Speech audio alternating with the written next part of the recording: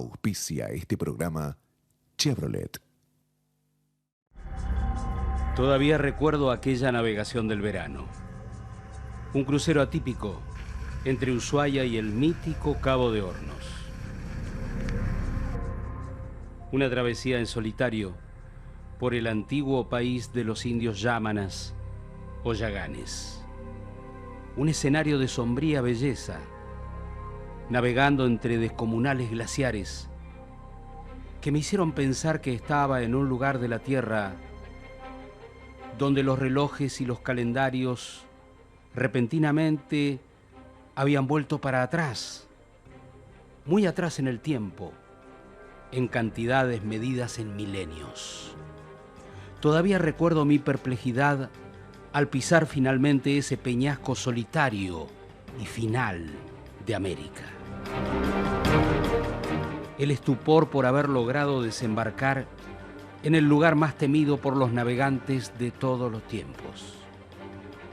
Estoy consciente de que logré concretar una aventura, por lo menos eso fue para mí, con la que sueñan muchos marinos curtidos por años de sal en sus rostros. Pero también sé que fue una aventura del conocimiento, porque reproduje el camino que hicieron Charles Darwin y el capitán Robert Fitzroy para relevar esa accidentada geografía hace casi 2 siglos. Un viaje alrededor del mundo que causó una revolución del pensamiento y que puso a los 2 hombres a luchar como titanes defendiendo cada uno a su manera las atrevidas teorías de un lado de la ciencia y del otro las inapelables creencias religiosas. No olvidaré el verano en el Cabo de Hornos, porque aunque fue un viaje placentero y en un confortable y moderno crucero, no faltaron los momentos de navegación rígida, de navegación dura, bajo cielos fantasmagóricos, y tampoco el estremecimiento de saber que en el más remoto rincón de la tierra sentí el enorme peso de la historia, como si la abrumadora soledad me hubiera puesto como atento testigo de todo lo que ha pasado en esas latitudes australes.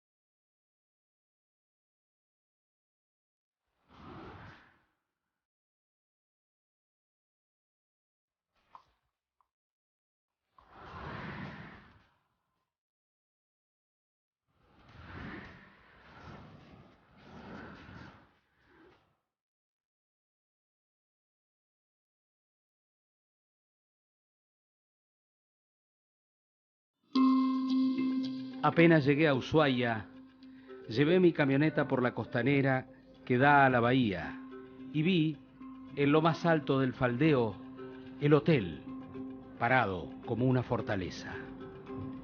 Y lo era, de verdad. El Hotel Arakur resultó ser un lugar de privilegio, de comodidad y de silencio, como para preparar mi viaje hasta el último confín de la tierra.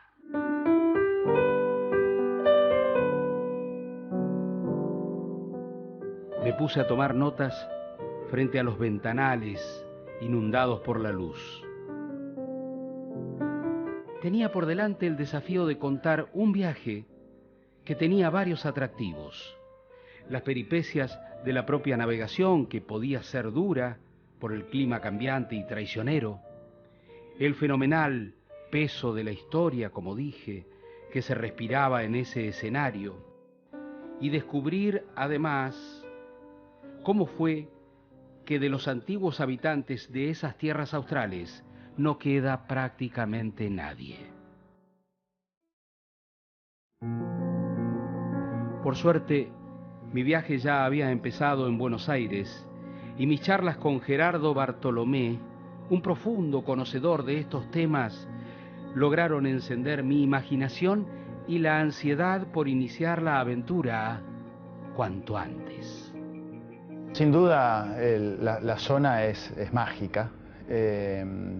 Cuando uno la compara con los primeros navegantes, se encuentra que el lugar está igual, está exactamente igual. Lo único que falta son los indios, que todos los navegantes del siglo XIX los mencionan, y uno cuando va, obviamente no quedó nada absolutamente de los indios, así que más allá de que haya algunos descendientes, pero digamos que no queda nada de las vistas que uno podía tener, de que mencionan ellos de ir por los canales y que los seguían las canoas, o de los fuegos que salían de los cerros cuando pasaban los barcos. Todo eso no está. Pero lo que es la naturaleza, los glaciares, las montañas, los bosques, todo eso cuando uno va lo encuentra exactamente igual que como estaba hace 200 años y que como probablemente estaba hace 6.000 años también. Fui al bosque que parecía proteger a mi hotel, hasta llegar hasta una roca pelada que era la altura máxima de ese sitio. Desde allí la panorámica era sencillamente deslumbrante. Como un centinela, el monte Olivia, joven y piramidal, dominaba la comarca.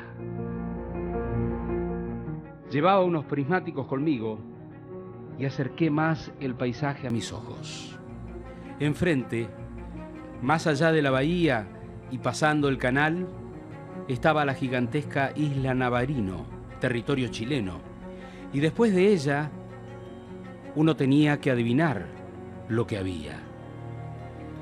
Y es que allí la tierra se deshacía en canales, fiordos, islas, hasta llegar al último pedazo de roca, el mítico Cabo de Hornos. ¿Qué navegante no sueña con él? ¿Qué navegante no le teme? ¿Qué navegante no sabe la poderosa historia que rodea a esa roca batida por los vientos encontrados de los océanos Atlántico y Pacífico? Bueno, el lugar tiene una importancia geográfica y por eso la importancia histórica muy importante, porque es prácticamente el único paso que hay entre el Atlántico y el Pacífico.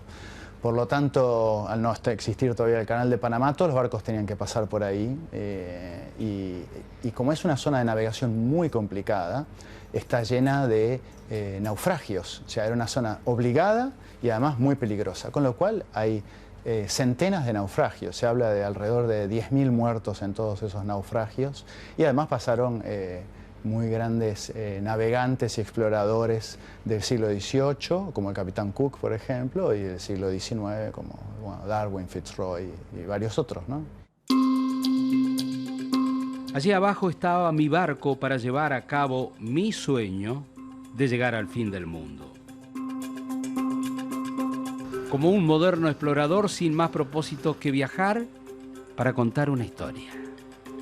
Con un cielo encapotado que empezó a descargar lloviznas, caminé el último tramo del muelle y subí la escalera del Vía Australis.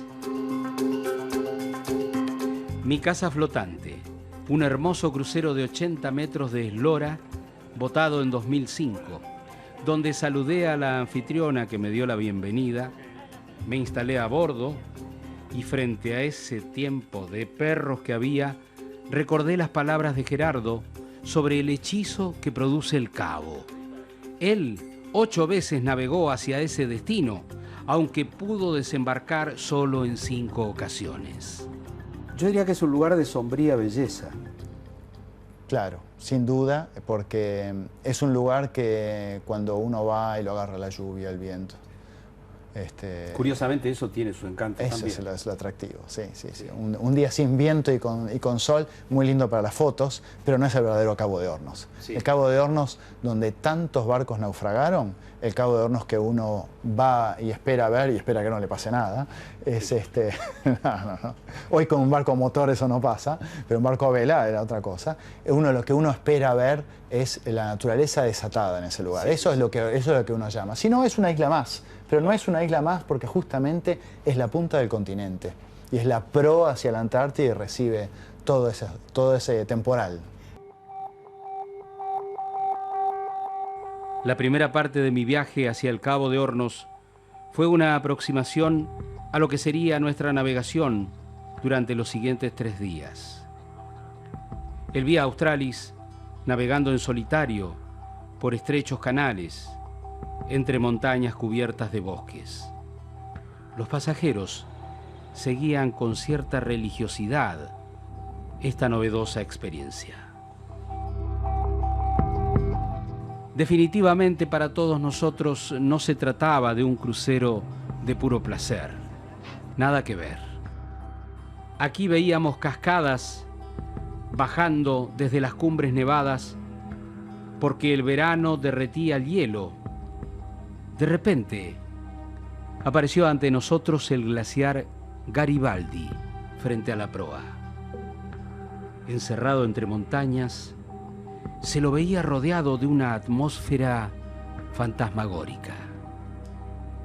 El mar estaba calmo y sembrado de pequeños bloques de hielo que desprendía del frente.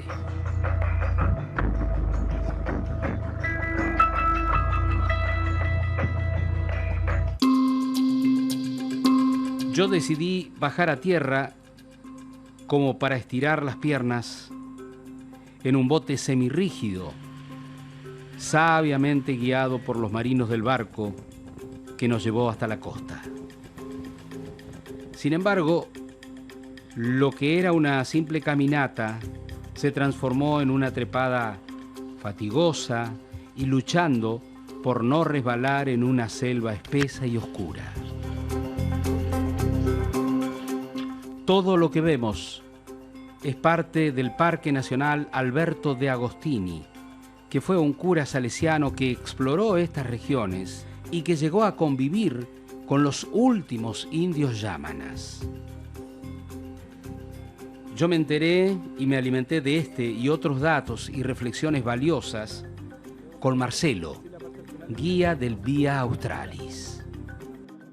Viendo esto que tenemos acá, que es fabuloso, uno piensa que está en un territorio antiguo, como si estuviera retrocediendo en el tiempo, ¿no? Un poquito, sí. La verdad es que en este lugar somos privilegiados de poder estar acá, no tenemos ninguna presencia humana excepto la nuestra en este momento y por supuesto que ver un glaciar es como viajar un poco en el tiempo, es viajar un poco a la era glaciar, a pesar de que hoy los glaciares quizás no sean tan grandes como lo fueron antiguamente, siguen siendo de todas maneras muy, muy impresionantes. Hubo, digamos, aborígenes acá viviendo, ¿no? Sí, por supuesto. Nosotros ahora en este momento estamos en territorio yámana. Los yámanas eran un grupo canoero que habitaban desde esta latitud, más o menos el borde norte, a la orilla norte del canal Beagle, hasta el Cabo de Hornos, y que se desplazaban siempre pegados a las costas buscando el refugio de los vientos. Y lo que más llama la atención es que navegaban completamente desnudos en esta zona.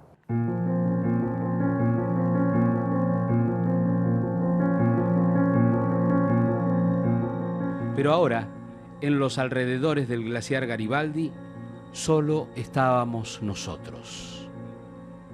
Los turistas en la cubierta, mirando como impávidos esa presencia blanca y milenaria. El borde del glaciar estaba oscurecido por una línea de tierra. Eso se llama morrena y es el resultado de la tremenda presión del hielo que avanzó implacablemente como una topadora, levantando a su paso roca, selva y tierra. Pero eso fue hace mucho, mucho tiempo, porque ahora estas lenguas blancas de hielo están en franco retroceso simplemente por el calentamiento global de la Tierra.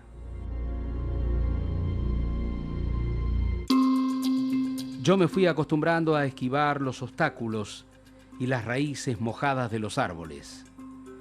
Y finalmente acepté el trabajoso ascenso con alegría.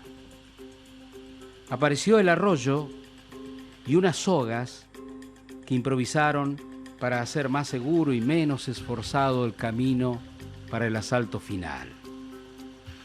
Hasta que por fin llegamos al pie de la cascada Garibaldi. Tenía una caída libre de varias decenas de metros y el agua se veía como la más inmaculada que hay en la tierra. Según me dijeron, todos debíamos seguir la tradición del bautismo austral, de modo que, ¿para qué contrariar leyendas y tradiciones?, me dije, y me sometí a una mojadura importante. El barco, mientras tanto, volvía del frente del glaciar y nosotros íbamos a su encuentro en el bote semirrígido. La cascada había sido una linda experiencia. Siempre me imagino que algún día nos vamos a encontrar unos Yámanas que andaban perdidos, o algunos Selknam más al norte, y van a aparecer así, que sería genial, pero sería increíble poder encontrar eso. Sí. Pero claro, pensar que ahí hubo gente que en algún momento de ese lugar lo pisaron otras personas que ya no están, también es bastante impresionante y difícil de imaginar a veces quizás. Como seguíamos navegando por los canales, fui a ver al capitán, un chileno que lleva unos 7 años llevando con mano sabia el Vía Australis por esas soledades que son un escenario más que respetable para un marino. Él me contó que un capitán tiene que ser habilitado por otro capitán durante algún tiempo antes de tomar definitivamente la responsabilidad del barco. Una de las partes de la profesión de nosotros es navegar en canales. Es una parte interesante para todo marino mercante, o para todo marino en general. Navegar en canales donde realmente uno aplica mucho conocimiento de lo que es corriente, viento, y sobre todo con este clima extremo. Claro. Acá se ve agravado el tema por la rigidez del clima, ¿no? Sí, bastante complejo, siendo que estamos en verano. Ustedes ven vientos que alcanzan los 60 nudos en momentos, hay otras veces que es mucho más. ¿Cuántos kilómetros son 60 nudos? Casi más o menos 120 kilómetros por hora. Sí. Y a veces es más, ¿no? A veces es mucho más, claro. Sí. Dicen que en el Cabo a veces hay viento de 200 kilómetros por hora. Eso es correcto, es correcto. Y cuando es así, obviamente el desembarco no se puede hacer.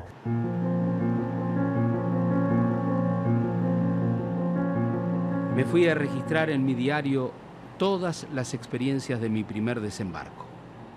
Hablar con el capitán y lo difícil de navegar hasta el Cabo de Hornos me había llevado a ocuparme de la historia de los 2 más grandes exploradores de estos canales, cada cual lógicamente en su tema: el capitán Robert Fitzroy y el naturalista Charles Darwin. Ambos, a bordo del bergantín Beagle, pasaron 5 años conviviendo e investigando. Fitzroy haciendo mapas, registrando profundidades, anotando peligros, dibujando las costas y refugios naturales frente a las peligrosas tempestades. Y Darwin recolectando bichos, piedras, tratando de entender la psicología y las costumbres de los indios Yámanas, que todavía por aquel tiempo eran dueños y señores de estas heladas tierras australes. ¿Y cómo se llevaban Darwin y Fitzroy? Dicen que bien en algunos aspectos, pero dicen que mal en otros, porque uno era un religioso y el otro era un científico. Claro. Entonces sí. Habían ahí un par de roces, parece. Pero bueno, fue Fitzroy precisamente quien lo invitó a él, teniendo apenas 22 años, lo invita a ser parte de la tripulación, principalmente para acompañarlo a él. Claro. Ya que en aquella época el capitán no se mezclaba tanto con la tripulación, pero sí necesitaba a alguien que fuera, por decirlo de una forma, de su misma clase, para poder conversar, tener conversaciones que fueran un poquito más elevadas en un nivel cultural. El trabajo de Darwin era meramente de coleccionista, pero él empezó a encontrar a través de yo diría una investigación casi del tipo de Sherlock Holmes. Sus colecciones lo llevaban a pensamientos que iban contrarios a las creencias de la época. Entre la sociedad se creía a pie juntillas la teoría bíblica de la creación, o sea que el mundo tenía una antigüedad de más o menos 6.000 años, todos los animales habían sido creados en esos 6/7 días, digo barra porque el séptimo fue descanso, no se crearon animales nuevos desde esa época, ni desaparecieron animales. Esa es la creencia que tenían desde los gobernantes hasta los esclavos. Solo estaba en duda en un pequeño grupo de científicos, muy pocos.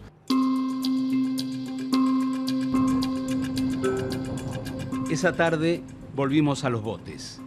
El Vía Australis echó anclas y nos preparamos para navegar hasta otro glaciar, el Pía, que seguramente el cura de Agostini había bautizado Pío con la intención de homenajear al Papa de aquella época, pero por alguna razón derivó en Pía y así quedó. Yo no podía dejar de pensar en cómo Darwin, mirando lo que yo estaba mirando, había encontrado la inspiración como para cambiar la historia.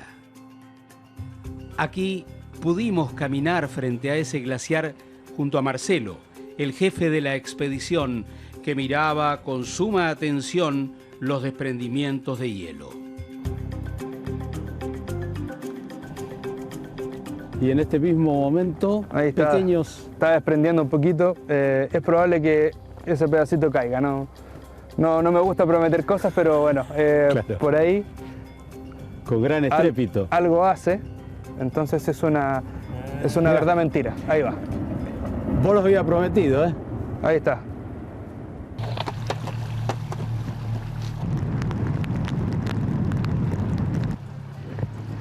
Era sobrecogedor estar en ese lugar. Era como tener el palco de honor en el mejor teatro de la naturaleza.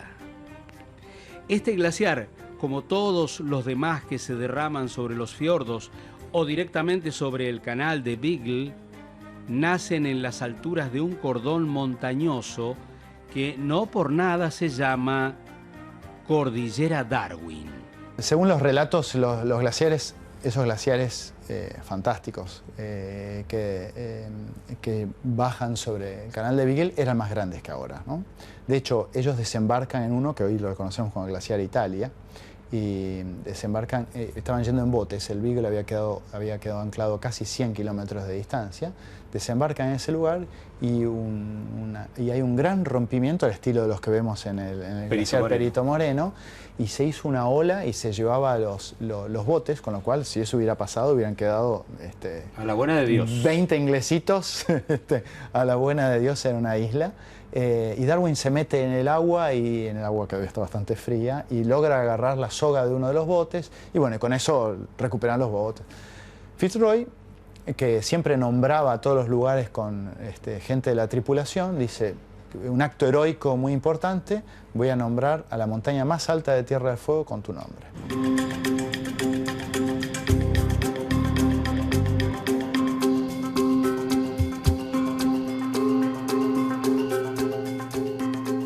Al atardecer, el Vía Australis navegó plácidamente por el canal de Beagle y todos pudimos observar un maravilloso espectáculo natural. Es la sucesión de glaciares que fueron bautizados con nombres de estados europeos como homenaje a los exploradores y navegantes de todos esos países que contribuyeron a desentrañar los misterios del mundo más escondido. Por eso uno los ve y uno se llama España, el otro Alemania, otro Italia, otro Francia y el último Holanda. Recuerdo entonces, mirando ese espectáculo, lo que escribió Darwin en su diario de viaje de 1834. Llegamos al punto en que el canal de Beagle se divide en dos brazos y entramos en el brazo norte. El paisaje aquí aumenta en grandiosidad. En muchas partes se extienden magníficos glaciares. Apenas es posible imaginar algo más bello que el azul de esos glaciares, sobre todo por el contraste con la blancura mate de la nieve que corona sus cimas.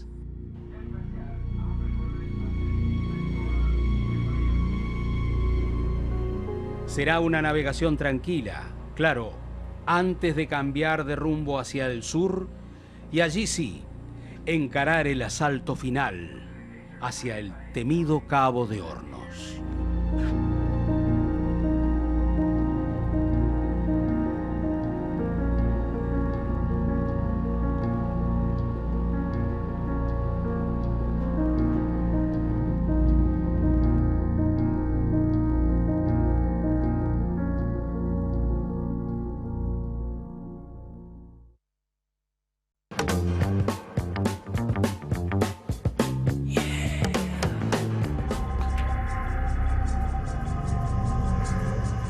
Cada vez que bajamos del crucero para navegar en los Zodiac, comprendemos por qué esta parte austral del planeta ha provocado inquietud en los navegantes. Vamos saltando literalmente entre las olas. El frío cala los huesos. La mojadura es inevitable.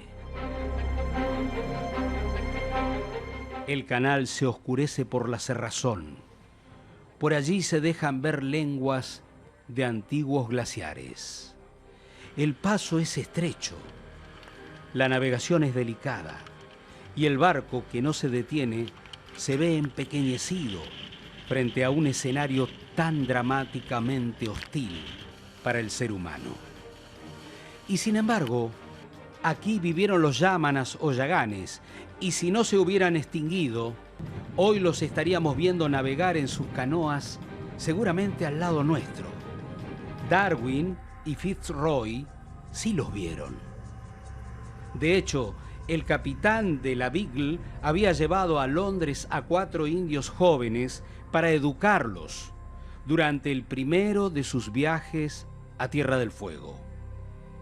Y efectivamente, en el viaje, el segundo, en el que lo acompañó Darwin, también regresaban a su tierra aquellos indios. Al principio, los fueguinos no llamaron la atención del naturalista, porque después de 2 años, ellos vestían como ingleses, habían aprendido modales y hablaban perfectamente el inglés.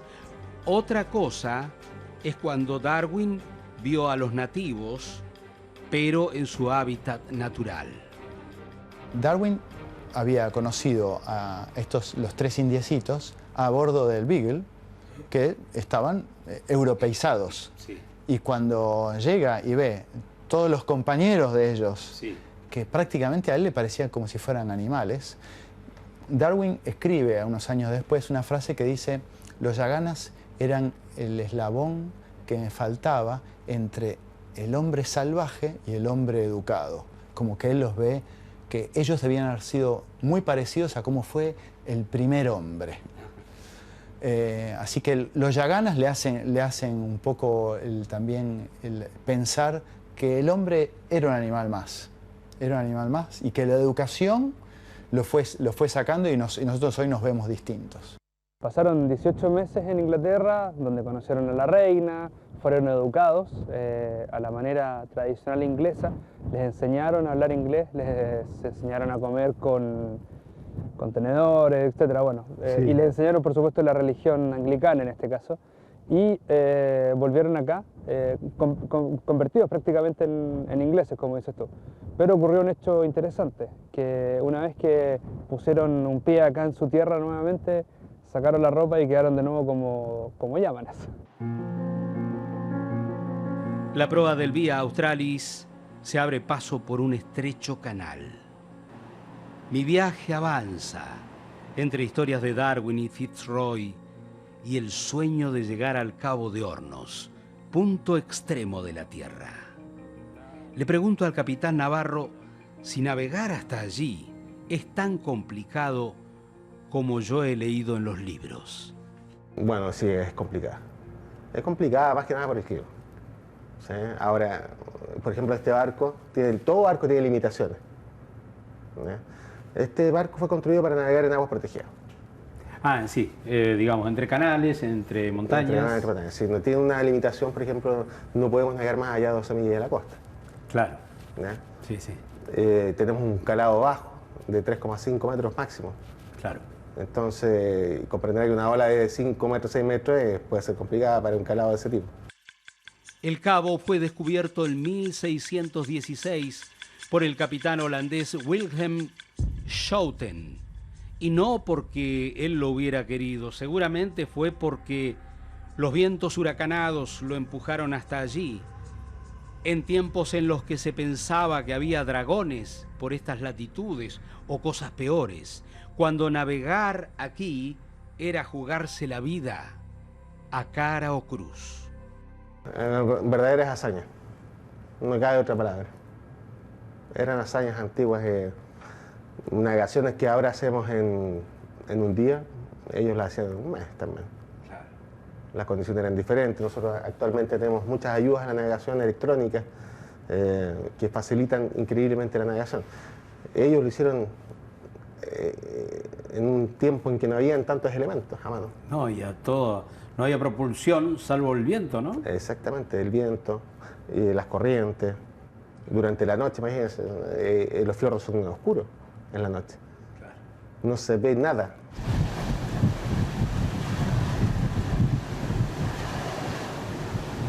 Cabo de Hornos tiene unos vientos bastante feroces. Sí. Nos han dado registro los amigos que viven allá, los amigos de la Armada chilena, que viven allá de hasta 300 kilómetros por hora de viento, que es una cosa realmente impresionante y difícil de pensar. Más que un huracán. Más que un huracán, sí. Y aquí podemos tener en algunos sectores, aquí mismo dentro de los fiordos, 120 kilómetros por ahí.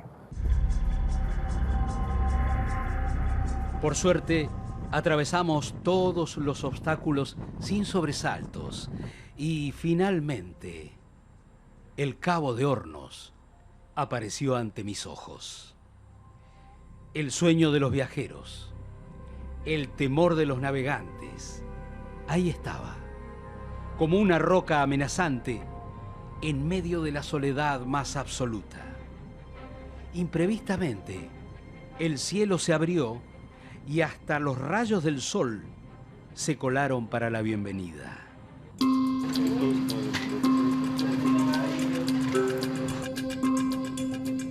El capitán ordenó un rápido desembarco. No más de 1 hora, dijo, porque se estaba formando una fuerte tormenta que venía desde el sur. Mientras nos acercábamos a la costa, celebré íntimamente el momentáneo permiso que nos concedía el cabo para bajar y pisarlo. Y recordé cada uno de los comentarios previos. El Cabo de Hornos es un lugar mítico, especial, único, mágico, maravilloso, donde la naturaleza nos muestra realmente lo fuerte que es, ¿eh? Principalmente con el viento.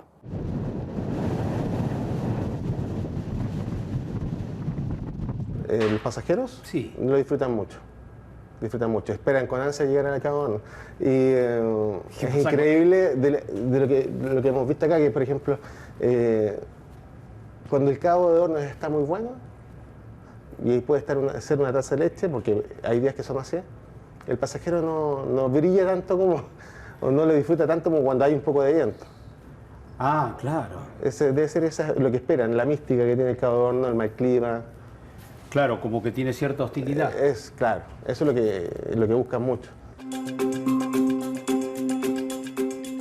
Una vez en la costa, amarramos en una caleta protegida que nos permitió bajar de los Zodiac y subir los 160 escalones que nos llevaron hasta la cresta de esta roca famosa.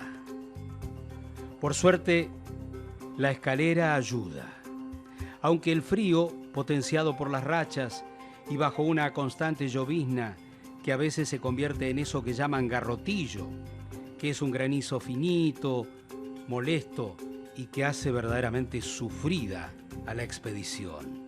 Pero, bueno, ¿no es lo que buscamos acaso? Aquí estamos. Pesadilla de los marinos, sueño de todo navegante, ambición de todo aventurero. Esta es la Finisterre, el final de la Tierra, el fin de un concepto. Una larga pasarela me lleva hasta el punto más alto en lo que es una geografía mínima y escarpada. Y allí está, visible desde lejos y en lo alto de una colina, la estructura de acero de 7 metros que forma la silueta del albatros, el único pájaro que se le atreve a las furias del cabo.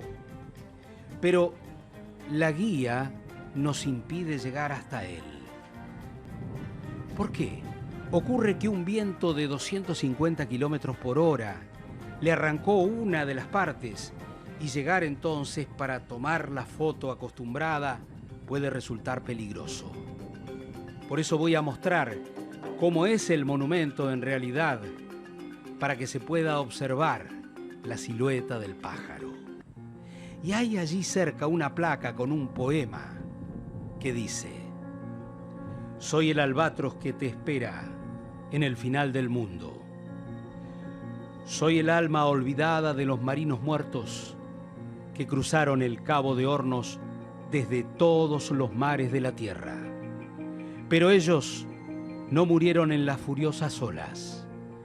Hoy vuelan en mis alas hacia la eternidad, en la última grieta de los vientos antárticos.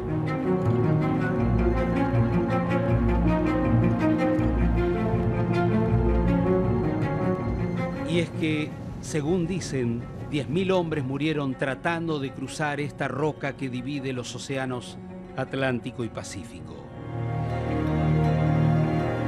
Una pequeña flor blanca, aquí, que resiste el peor clima del planeta, supera al mejor jardín de rosas. Y este cielo de tormenta que deja filtrar de a ratos el sol. Y el faro, estoico, sólido, austero, que parece decir: yo estoy aquí para salvar vidas con mi luz.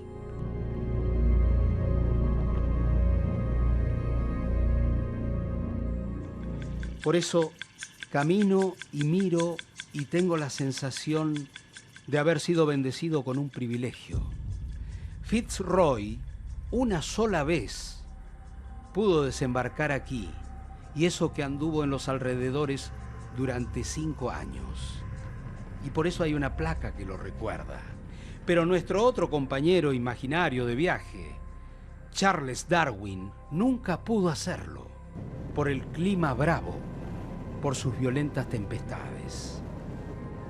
Y por eso escribió en su diario: la sola visión de estas costas es suficiente para que un hombre de tierra sueñe durante una semana con naufragios, peligros y muerte. Al irme, celebré mi suerte. Bajando las escaleras, pude saludar al alcalde de Mar, o sea, al único habitante del islote más famoso del mundo, al que prende y apaga la luz del faro, quien me despidió con un hasta la vuelta. Mario, mucho gusto. Hola, ¿cómo está? Buenos días. El caso es que me fui a la cubierta alta del Vía Australis cuando levantó el ancla y apuró el regreso. Por un momento sentí a mi manera que yo había conquistado a la última roca del mapa, y eso no era poco. Pero miré al sur y sobre el horizonte del mar estaba todo negro por una tempestad que se venía desde la Antártida. Y entonces rogué que el capitán ordenara rumbo norte y a toda máquina, de ser posible.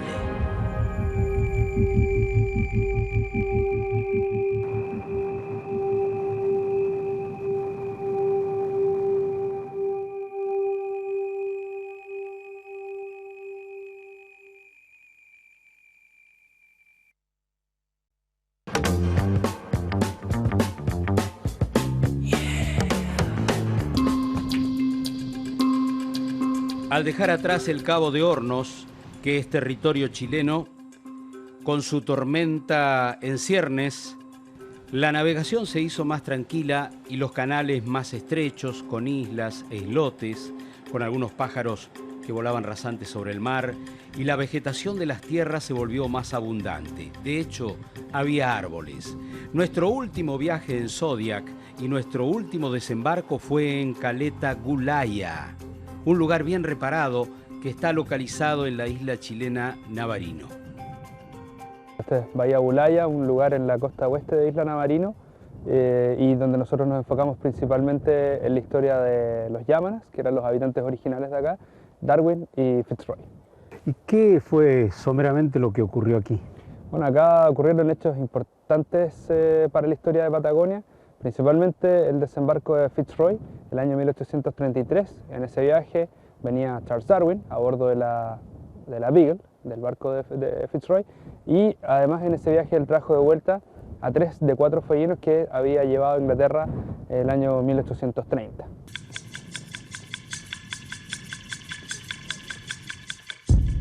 Esos fueguinos que Fitzroy llevó a Londres fueron 4 jóvenes rebautizados con nombres en inglés: York Minster, Boat Memory, Jamie Button y la joven Fuegia Basket. Boat Memory murió víctima de la viruela, pero este era su hogar y el de todos ellos, y el lugar donde seguramente estaban los precarios toldos que le servían de casa, y donde la Armada chilena levantó un edificio de estación de radio que hoy está desactivado y que se ha convertido en un pequeño museo que recuerda a los Yámanas y a Darwin y al capitán Fitzroy y a los pastores anglicanos que pretendieron inculcarles a los indios, a costa de su martirio incluso, la idea de Dios y las enseñanzas de la Biblia. Notablemente este es un lugar mucho más accesible para la vida que el Cabo de Hornos.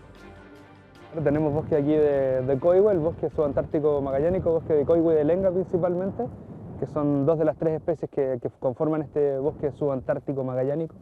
Y tenemos también, bueno, arbustos y pasto que crece bastante alto a pesar del viento, que bueno, no es tan fuerte como en otros lados. Acá es el epicentro de lo que sería el territorio Yámana, ¿no? Correcto, este es como la capital, si lo queremos poner así en ese tono, la capital del país Yámana, el territorio Yámana, y se encuentra muy cerca de donde se juntan ambos ejes del territorio Yámana. Estoy hablando del canal Beagle, que ellos le llamaban Onashaga, y el canal Murray, que está un poco más al norte de nuestra posición, que ellos le llamaban Yaga Yaga. La canoa que domina el salón principal no tiene las dimensiones reales, obviamente, pero ellos tomaban un gran árbol y lo tallaban con el árbol parado por dentro, o sea, lo ahuecaban con herramientas tan precarias como podrían ser piedras puntudas. Yo camino por todos estos lugares de la Caleta Gulaya y creo estar instalado directamente en el pasado. He visto grabados del viaje de Fitzroy de ese tiempo que parecen fotos de hoy. Hasta por ahí mi mente espera ver a la vuelta de la caleta donde asoma el Vía Australis anclado alguna de las canoas con una familia de nativos llegando a la playa de guijarros, piedras y repleta de conchillas, de mejillones que formaban parte de la dieta de los Yámanas. La mujer Yámana de esta familia, ella era la capitana y el hombre iba siempre en la proa, listo para cazar alguna presa que apareciera. Arponear o tratar de sacar algo, lobos, claro, algo del agua. principalmente cazaban con arpón. Pero no solamente lobos marinos, sino que también podían eventualmente atrapar algún ave, por ejemplo, cuando ya estaban en tierra. Se alimentaban también de cormoranes, de gansos, probablemente de los quetros, que son unos patos que no vuelan, que están acá, los quetros no voladores, la especie. También colectaban moluscos, aquí en la costa. Aquí colectaban moluscos, las mujeres buceaban. Dicen que las mujeres nadaban, no los hombres. Sí, claro. Claro, era un poco una sociedad patriarcal, por decirlo así, y las mujeres tenían la mayor parte de las tareas. Sé que es hora de ir cerrando esta historia. Aquí llegaron Darwin y Fitzroy y desembarcaron a los indios que llevaron a Londres. Aquí el pastor anglicano que vino con ellos, Richard Matthews, que venía también con la idea de catequizar a los nativos, consagró el idilio entre York Minster y Fuegia Basket con una boda que no tiene parangón en la historia. Encima, los novios recibieron un regalo de la reina de Inglaterra. Lo que siguió después es largo, pero como se dijo, una vez en su hábitat, todos los nativos olvidaron lo que habían aprendido en Londres y después siguieron su vida, su larga vida en ese lugar y en los canales vecinos. Y la palabra de Dios no pudo entrar en el país de los Yámanas. Varios misioneros fueron asesinados por los indios en otras islas de los canales en los años que siguieron, e incluso hubo una masacre ahí en la caleta Gulaya. Pero los propios indios, a su vez, fueron perseguidos después por los blancos o se extinguieron al contagiarse de sus enfermedades. Todo esto nos lleva a terminar la historia de nuestros compañeros de aventura, el capitán Fitzroy y el naturalista Charles Darwin. Aquí, en este hermoso y remoto lugar del planeta, Darwin empezó a elaborar una teoría basada en la idea de que la Tierra ha sufrido y sigue sufriendo un proceso de transformación permanente, lo que significa que la vida también debe cambiar para subsistir. Y aunque su compañero Fitzroy al principio parecía comprender las audacias del naturalista, la relación se quebró del todo. Fitzroy con el tiempo se volvió alguien que defendía totalmente la teoría creacionista. De hecho, cuando 22 años después del viaje Darwin finalmente escribe y publica su libro sobre la teoría de la evolución, hay una reunión en Oxford, en la Universidad de Oxford, donde se discuten temas científicos y uno de los temas era la evolución, y uno de los seguidores de Darwin tuvo una gran discusión con el obispo de Oxford y Fitzroy estaba y participó a favor del obispo de Oxford hablando mal de Darwin. Yo miré acaso por última vez esa caleta de Gulaya, donde buena parte de lo que cuento tuvo lugar, y no puedo dejar de asombrarme. Tantas noticias importantes que ocurrieron en el medio de la nada. Parece increíble, porque, concluyo, resulta que el atrevido de Darwin pudo haber hecho tambalear al mismísimo Imperio Británico con su teoría, nada menos. Como sea, todo forma parte de las tensiones entre la fe y la ciencia, y ambas conviven y seguirán conviviendo, y el mundo sigue andando. Y yo también. Dejo la tierra chilena y regresamos a Ushuaia, después de vivir una aventura realmente inolvidable.